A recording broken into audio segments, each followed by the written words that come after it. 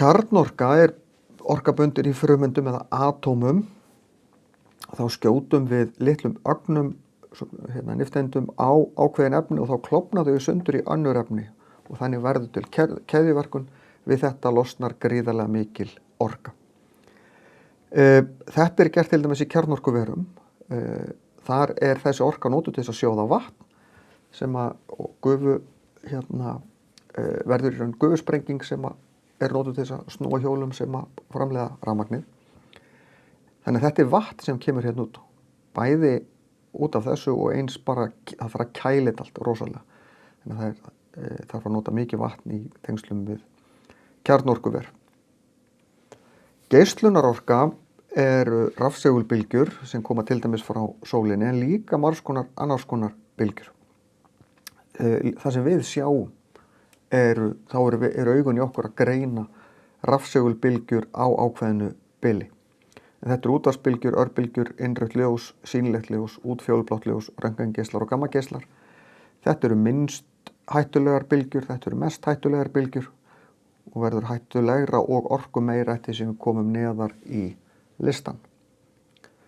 Varmaorka orka sem bundin í formi hita, eins og í heitavatninu hjá okkur sem við flytjum svo inn í húsin og þegar heitavatni kemur í ofnana þá losnar hitin út og verður eftir í húsunum okkar. Þannig höldum við hita á húsunum okkar.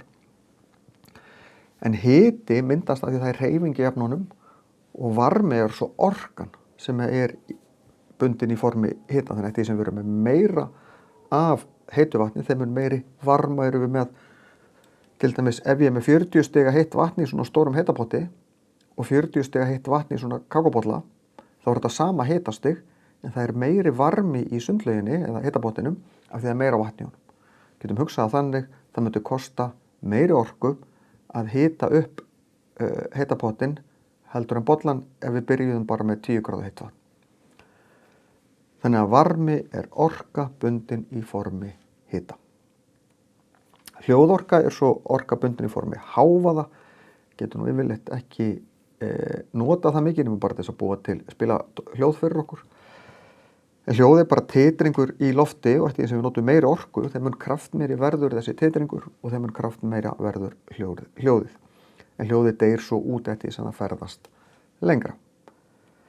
Raforka svo orka sem við notum mest af því að það svo auðvelt að umbreyta annars konar orku yfir í raforku. Það auðvelt að flytja raforkuna til og það auðvelt að umbreyta raforkunni aftur tilbaka í hreyfiorku, í varmaorku, ljósorku, hljóðorku, alls konar hluti sem við notum. Þannig að raforka það orkuform sem við notum mjög mikið.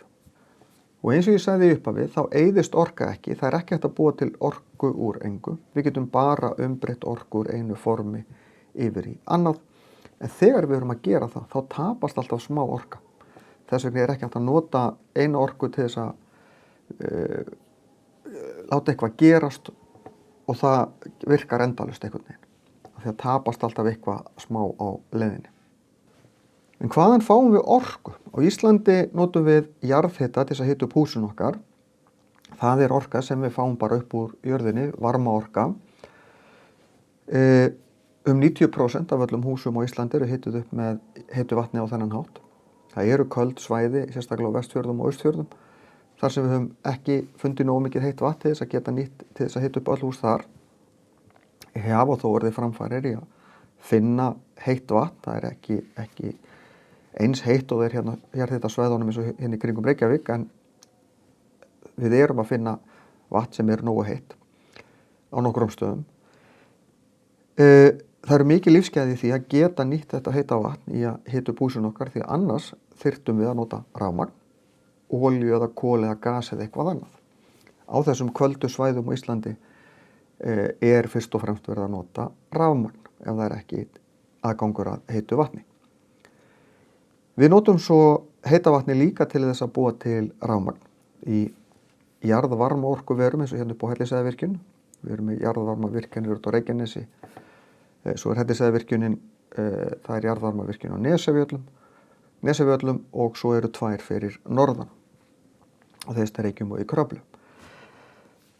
Í þessum virkjunum þá vatnið ofan í jörðinni, það eru boraðar borholur Það er líka gert þegar við þurfum að sækja vatn til þess að hita upp húsin okkar, en í jarðvarmavirkjunum, þegar við ætlum að búa til rafmagn, þá þurfum við miklu heitara vatn, sem er mörg 100 gráður jafnvel.